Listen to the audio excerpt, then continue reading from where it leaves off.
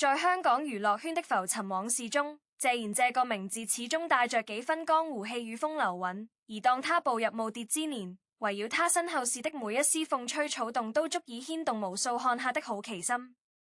近來，一則關於謝賢遺囑的風聞悄然蔓延，其中最刺眼的莫過於那句比親女兒還親的論斷，以及所謂遺囑內容對女人謝婷婷構成羞辱的尖銳指控。一時間，社交媒體上議論紛紛，有人感慨張柏芝作為前人式的賢惠與貼心，也有人為謝婷婷抱不平，認為血溶於水的親情不該被財富分配所衡量。然而，當我們撥開情緒的迷霧，試圖還原這起家庭倫理劇的本來面目時，卻發現事情遠非黑非白那麼簡單。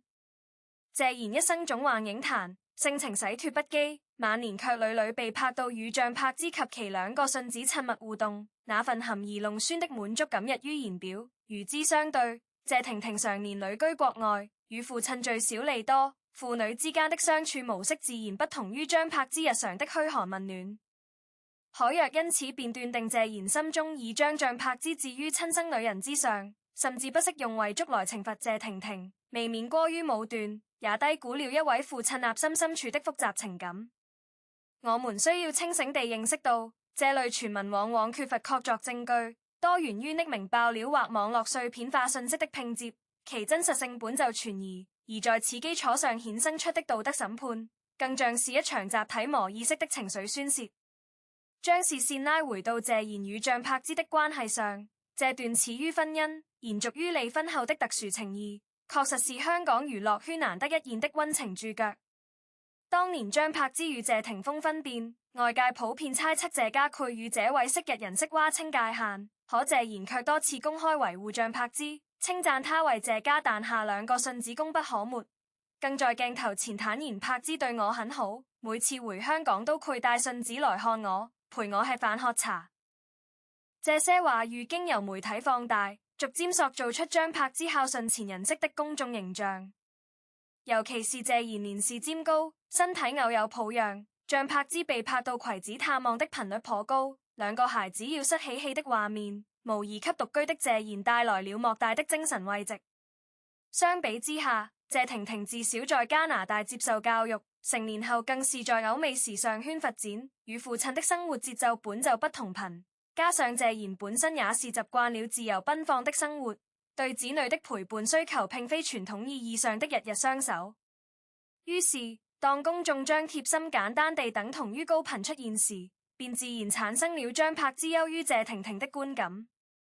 但這份觀感忽略了一個關鍵前提，謝賢對張柏芝的稱讚，更多是出於一位老人對順婢的眷戀，以及對張柏芝盡母職的認可，而非對女人謝婷婷的否定。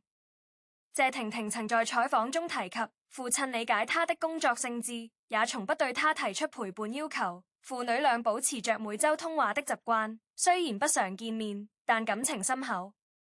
可見，公眾眼中的疏離實則是家庭成員之間達成的默契，卻被外界強行解讀為女人不孝，這本身就是對謝婷婷的不公。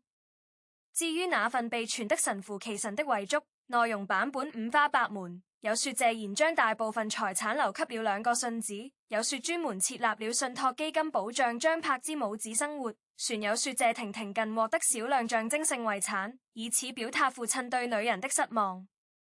這些細節越豐富，越顯得可疑，因為遺囑作為極端私密的個人文件，除非謝賢本人或至親主動披露，否則絕無可能流出如此詳盡的信息。香港法律對遺囑的保密性有着嚴格規定，任何洩露行為都可能涉嫌侵犯隱私權，而謝賢本人向來對家事三緘其口，從未在公開場合確認過任何遺囑細節。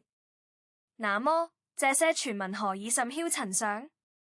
答案或苦隱藏在流量經濟的邏輯裡。張柏芝與謝霆鋒的舊日恩怨自帶熱度，謝霆鋒與王菲的復合又持續佔據頭條。謝賢作為連接這一切的核心人物，其身後事自然成為絕佳的話題發酵池。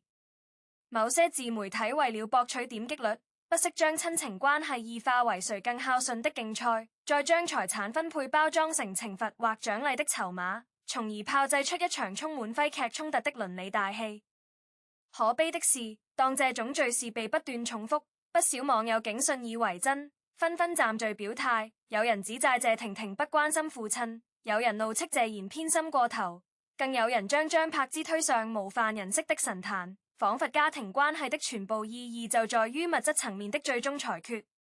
這種認知偏差，恰恰暴露了現代人對於親情本質的集體困惑。我們似乎越來越習慣用陪伴時長、禮物價值、遺產份額來量化愛意，卻遺忘了愛本身是無形的、無法稱重的。深入剖析謝賢與謝婷婷的父女關係時，佢發現這絕非外界所取測的冷淡或疏遠。謝婷婷幼時父母離異，跟隨母親迪波拉生活，但謝賢從未缺席她的成長關鍵節點，從學業選擇到進入娛樂圈，謝賢都給予了充分的尊重與支持。謝婷婷曾坦言，父親雖然外表風流，內心卻極其重視家庭，只是表達方式不夠傳統，不會像尋常父親那樣嘮叨瑣事，但他總能在他需要時出現，給他力量。這種低調而深沉的父愛，恰恰與謝賢的個性相符。他年輕時縱橫情場，年老後反倒追求簡單自在，不願用條條框框束縛子女。謝婷婷選擇在海外發展，謝賢不僅不阻攔，反而為他的人脈資源引薦助力。父女倆在社交媒體上的互動雖不頻繁，但每條評論都透着親昵。若說這樣的父女情概因一份未經證實的遺囑而崩潰，未免太小看了謝賢的智慧與謝婷婷的格局。更何況，謝賢早已在多次訪談中強調，他這輩子最驕傲的就是人女雙全，從不後悔任何人生決定。言語間滿是對子女的痛惜。而謝婷婷在父親生日時，即便無法回港，也佢錄製視頻祝福，甚至曾為父親繪製畫像作為禮物。這份心意海是金子能夠衡量？那些叫囂着羞辱的人，恐怕從未理解過家庭成員之間獨特的溝通密碼，只是憑借自己的主觀臆測，強行給一段健康的關係套上了病態的枷鎖。轉向張柏芝這一方，他與謝賢的融洽關係固然值得欣賞，但將其解構為超越親生女人則顯得誇張且不妥。張柏芝本身情商極高，懂得如何討長輩歡心，加之兩個兒子是謝家的血脈延續，他帶着孩子探望爺爺，既是盡孝，也是為孩子翁系與父系家族的紐帶，這本是再正常不過的家庭倫理實踐。謝賢對他的稱讚，更多的是對後輩禮數的肯定，以及對順子健康成長的欣慰，而非對女人謝婷婷的貶低。實際上，謝婷婷與張柏芝過去的關係也並非劍拔弩張，兩人曾多次同框出席家庭聚會，互相尊重客套，只是後來各自生活軌跡不同，交集減少，但從未公開交惡。媒體熱衷於將他們塑造成爭寵的對手，可實際上，他們在謝賢生命中的角色本就無法互相替代。張柏芝代表的是孫輩母親的身份，帶來的是延續與熱鬧；謝婷婷代表的是女人的身份，承載的是血脈與記憶。謝賢作為一個活了大半輩子的老人，難道區分不清這兩者的勾別？他所有的公開表態，都是對當下情景的反饋，而非對親緣關係的排序。將他的客套話理解為比親女兒還親，無疑是斷章取義，忽略了寓景如分寸。更值得警惕的是，這種說法暗含了對女性價值的狹隘評判，似乎女性的貼心與否，存在於能否為男性長輩提供情緒價值和生活照料，卻無視謝婷婷作為獨立女性在事業上的追求與成就。這種評判標準本身便是一種過時的偏見。再審視那份引發風波的遺囑羞辱論，其邏輯漏洞更為明顯。若謝賢真的意圖羞辱女人，何必等到遺囑中才發力？以他一貫敢說敢言的性格，若對女人不滿，大可在公開場合流露，但他從未有過半句怨言，反而多次為女人解釋。婷婷很獨立，有自己的世界，我替她高興。由此可見，所謂遺囑羞辱，準足外界強加的情節，用以滿足大眾對豪門爭產戲碼的病態想象。退一步說，即便謝賢真的在財產分配上有所傾斜，那也可能是基於對孫輩教育基金的考量，或是出於對張柏芝獨自撫養孩子的經濟補償。這種安排與現實需求相關，與情感親疏無關。很多父母在分配財產時，會綜合考量子女的經濟狀況、家庭負擔、未來規劃等因素，而非單純依據誰更孝順。謝賢一生投資有道，資產豐厚，他完全有能力在保障女人優渥生活的同時，額外贈與孫輩一筆成長基金，這兩者並不矛盾。外界卻習慣將遺產視為愛的排行榜，每分錢都對應着幾分情，這種私庸既幼稚又殘忍，將親人之間的溫情物化為一紙冰冷的數字。更何況謝婷婷自身事業有成，經濟獨立，絕非需要依靠遺產度日之人，她對父親的感情也絕不可能因財產多寡而動搖。那些言之鑿鑿聲稱羞辱的人，恐怕從未思考過謝婷婷作為當事人，是否真的在乎這些外界編造的虛妄指標。她更在意的必然是父親的健康與快樂，而非身後事的分配細節。從傳播心理學的角度來看，這起風波之所以愈演愈烈，根源在於公眾對不完美家庭的焦慮投射。在傳統觀念中，父慈女孝、人式恭順是理想途徑。一旦現實中出現離婚、異地、重組等非標準結構，人們便本能地尋找罪人或受害者，以此緩解自身對家庭穩定性的恐懼。謝賢的家庭恰恰疊加了多種敏感元素：明星父母離異、女人長期在外、前人式頻密往來、遺產分配成謎，這些元素天然構成了戲劇衝突的溫床。於是，公眾不自覺地代入審判者角色，用放大鏡檢視每個家庭成員的言行，試圖從中找出不孝的證據或偏心的蛛絲馬跡。但家庭從來不是法庭，親情更無法用證據連嚟裁決。謝賢與謝婷婷之間或苦存在因距離而產生的遺憾，但這遺憾是生活的常態，而非罪過。像柏芝的貼心固然溫暖，但這份溫暖足於另一層關係的饋贈，而非對女人角色的取代。我們之所以對這類傳聞格外激動，正是因為內心對家庭圓滿有着過度的執念，卻忽略了每個家庭都有其獨特的相處之道，旁人的標準摩拳干預。謝賢曾感慨，人生最緊要開心，家人之間不要計較太多。這句話或許才是理解他家庭觀的核心約詞。他不願用世俗的條框去苛責子女，也不願用物質的分配去定義愛意。他所追求的不過是各安其位、彼此祝福的晚年光景。回望謝賢這一生，從粵語長片的小生到電視劇中的四哥，他經歷了港娛最輝煌的年代，也品嘗過情感的起伏與世事的無常。到了如今這把年紀，他對親情的理解早已超脫了凡俗的比較範疇，更不愧幼稚到用遺囑去報復自己的骨肉。像柏芝的存在，是他晚年生活裏一抹亮色，讓他能時常享受天倫之樂，這份情誼值得感激。謝婷婷的遠行，則是他年輕時送女人去飛的選擇，那份守望同樣充滿了父愛的包容。兩者並行不悖，共同構成了謝賢情感世界的經緯，何嚟羞辱之說？那些將遺囑內容描繪得繪聲繪色的自媒體，不過是利用了大眾對豪門恩怨的獵奇心理，用半真半假的細節編織了一張煽動性的網。而我們在接收這些信息時，應當保持基本的批判性思擁，追問一句：這消息來源可靠嗎？當事人的真實態度是雜麼？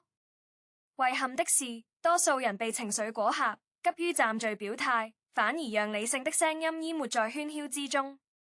其實，只要稍微留意謝賢近年來的採訪，便能感受到他對家庭的滿足與平和。他從未流露出對女人的不滿，也從未過度拔高前人式的地位。他的所有評價都是即興而真誠的，既無劇本也無暗喻。我們何必非要替他撰寫一出父子反目、遺恨綿綿的悲劇劇本呢？當我們冷靜下來審視整件事，會發現所謂的比親女兒還親與遺囑羞辱，更像是網絡時代催生出的一場集體幻覺。我們在其中投射了自己對婆媳關係、父女矛盾、遺產糾紛的恐懼與期待，卻忽略了當事人的真實感受。謝婷婷曾在社交媒體上曬出與父親視頻通話的截圖，配文想念爸爸。謝賢則在評論勾調皮回覆下次帶你去吃好的。這些細微的互動才是他們關係的真實注腳，溫暖而自然。張柏芝也從未在任何場合暗示過他與謝婷婷之間存在競爭，他始終以感恩之心面對謝賢的關愛，將重心放在撫育兩個孩子上。可見這三位主要角色都保持着難得的清醒與善意，反倒是圍觀者深陷戲中，為他們編排了一出出情感大戲。或苦，我們該從這場鬧劇中學會一課，尊重每個家庭的私人領域，停止用泛道德化的尺子去丈量他人的親情，更不要輕信那些來源不明的所謂遺囑內幕。畢竟謝賢船健在，他仍享受着與子女孫輩共處的時光。我們在此熱議他百年後的財產安排，既是對他本人生命的不尊重，也是對謝婷婷、張柏芝等當事人的無形打擾。他們的真實關係，遠比任何網絡傳聞都要豐富和深厚，那不是三言兩語能夠概括的。此刻，讓我們將目光從八卦的泥潭中抬起，望向更本質的問題：我們為何對別人的家事如此熱衷？這種熱衷背後，是否隱藏着對自身親情關係的某種不滿足或疑慮？當我們評判謝賢偏心或謝婷婷不孝時，是否也在無意識中重複着對身邊親人的苛責？或苦，真正需要修復的是我們自己對完美家庭的執念，以及對多元親情模式的寬容。謝賢的家庭形態不過是現代社區中無數非標準結構的縮影，它包含着離異、跨國、再聯結等複雜元素，但複雜不等於破碎，多元不等於疏離。他們能在各自的生活軌跡中保持尊重與關愛，已然是一種成功，值得肯定而非挑剔。至於那份至今未被證實的遺囑，我們不妨將其視為一個偽命題，拒絕被其牽着鼻子走，更不應據此對任何一方進行道德審判。謝賢作為老一輩藝人，有着自己的金錢觀和家族觀，他完全有能力處理好自己的身後事，無需外界代為操心。而謝婷婷與張柏芝都是成熟理智的女性，她們面對這些傳聞時的沉默，正是對自身關係信心的體現。真正牢固的感情，從不畏懼外界的風言風語。最終，這場圍繞比親女兒還親和遺囑羞辱的風波，應當促使我們反思自身在信息傳播中的角色。我們是否過於輕信煽動性標題？是否習慣於用二元對立私翁解鬥複雜人性？是否在追逐娛樂熱點的過程中，遺忘了對他人基本隱私的尊重？謝賢一家的故事提醒我們，親情從來不是競技場，不需要血出勝負；遺囑從來不是成績單，不需要用來獎情。每個家庭成員都有其不可替代的位置，每份愛都有其獨特的表達方式。強行分高低，論輸贏，只會折射出我們自身情感的貧瘠。願我們在下次看到類似標題時，能夠多一分理性，少一分衝動，先問真假，再論是非，最後才談態度。畢竟謝賢仍在他的人生舞台上從容謝幕前的最後幾幕，我們與其取測他身後事的分配，不如祝願他晚年安康，祝願他的子女各自幸福，也祝願張柏芝與兩個孩子繼續擁有爺爺的寵愛。這份祝願，願比任何遺囑內容都更有溫度，也更接近生活的本質。網絡喧囂中潰散去，只有真實的情感會在歲月中沉澱，成為每個人心中不可替代的財富。好，現在進行終結性發言，要求做出理性總列、中立的觀點，倡導和平、理智吃瓜。我們必須承認，在謝賢遺囑傳聞這件事上，事實依據級度匱乏。所有激烈討論幾乎都建立在模糊信源與主觀臆測之上。作為旁觀者，我們沒有資格對謝賢的家庭關係指手畫腳，更不該將張柏芝與謝婷婷置於虛擬的對立面。這種非此即彼的敘事既粗暴又失當。理性的態度應當是尊重謝賢本人的緘默權，相信他有足夠的智慧與情感處理自己的家庭事務，尊重謝婷婷作為獨立個體的選擇。他的陪伴方式不等於不孝，尊重張柏芝作為前人式的善意，他的貼心不值得被過度放大或曲解。同時，我們要警惕自媒體時代下情緒化傳播的陷阱，拒絕為獵奇內容推波助瀾，堅持用批判性私庸思算信息。家庭關係的本質是愛與包容，而不是比較與審判。謝賢家是給予我們的最大啟示，恰恰是如何在複雜的現代生活中守護親情的純粹性。最後，倡導每一位網友放下判官心態，將注意力轉回自己的生活，用平和之心吃瓜，用理性之腦辨識，用善良之口評論，讓網絡空間多一些溫情，少一些烈氣。謝賢一家的悲歡離合，終究是他們自己的功課，而我們能做的，唯有祝福與尊重。願所有家庭都能在各自的不完美中找到平衡，願所有子女都被理解，願所有父母都被善待，願所有傳聞止於智者，願所有真相留待時間去證明。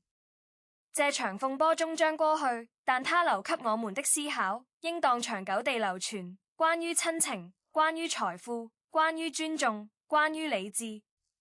謝謝大家。